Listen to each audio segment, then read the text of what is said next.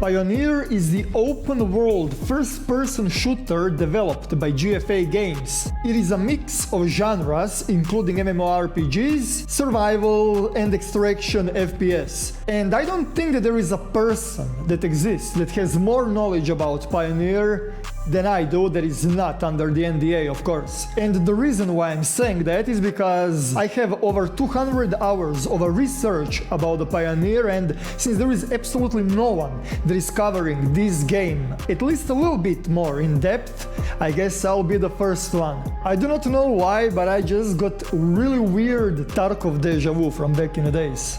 Let's talk about Pioneer.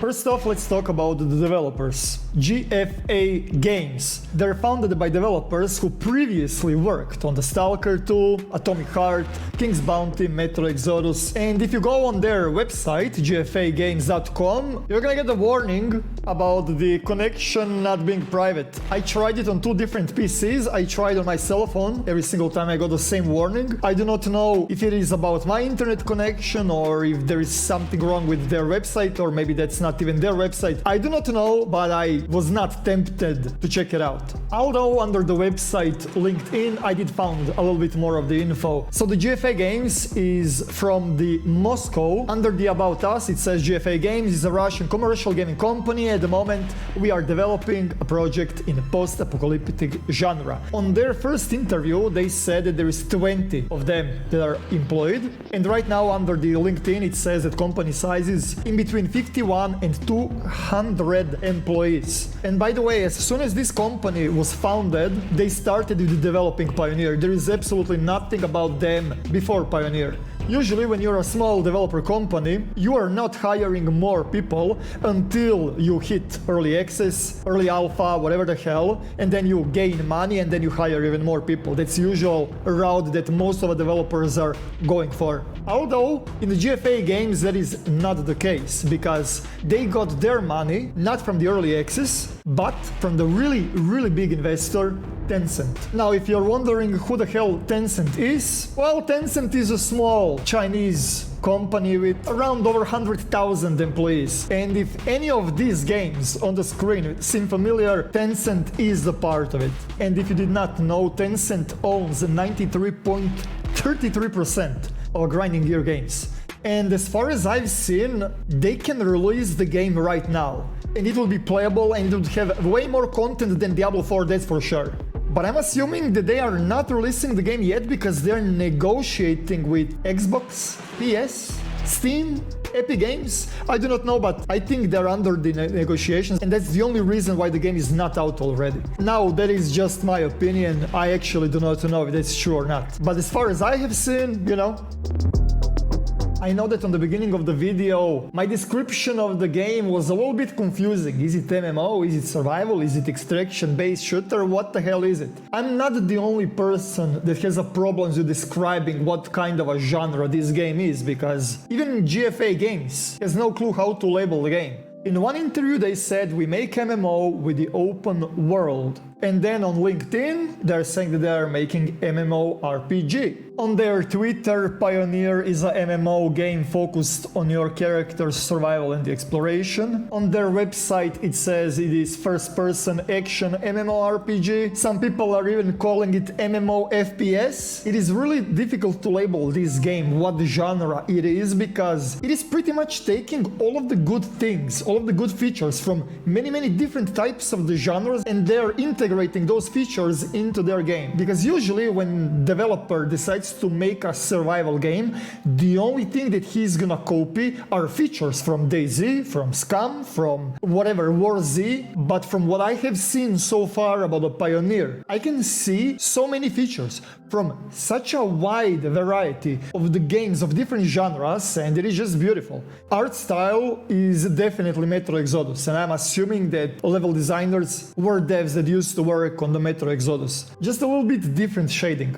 but not too much. The whole gameplay loop, it feels like The Division. where you have like a map with the different regions, and then this region is PvE, this region is PvPvE, then there are instance dungeons, looting mechanics, and then you have world bosses that have their own unique strategies to kill. Like for example from World of Warcraft, you have a crafting system that reminds me on Fallout 4, you have a compass on the top of the screen like from Skyrim, or for example there is no levels, you will not level up. Your character is as strong as the gear that it has. For example, like in Destiny, you have a gear score and that's your pretty much character level, which means if you're gonna have a shitty gear, you're gonna be low level. If you're gonna have a good gear, you're gonna be high level. And also to obtain the recipes so you can craft or to get better gear, you're gonna need to have a higher reputation with the different factions. And the faction system in the game works like in Stalker, where you have a shit ton of factions and they all have their own different unique relationships. And when you're gonna be doing the quest line, the story mode, and there is gonna be like over 50 main mission storylines,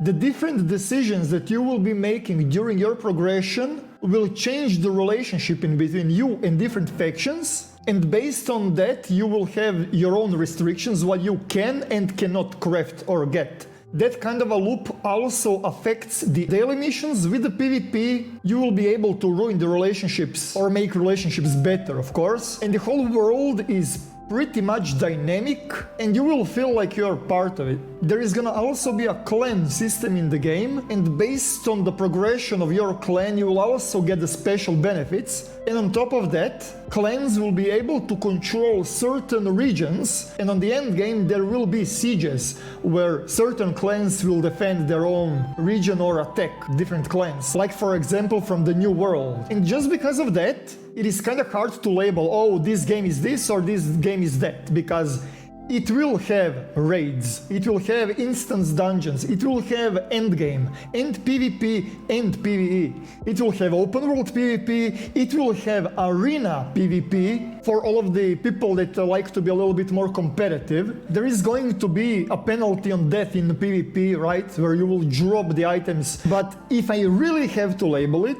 the closest thing that I can say is, imagine if The Division and the Metro Exodus had a baby. Although I think that they have a stronger emphasis on the PvP than in the Division. I mean, do you remember the Division PvP, like first month of a Division 1?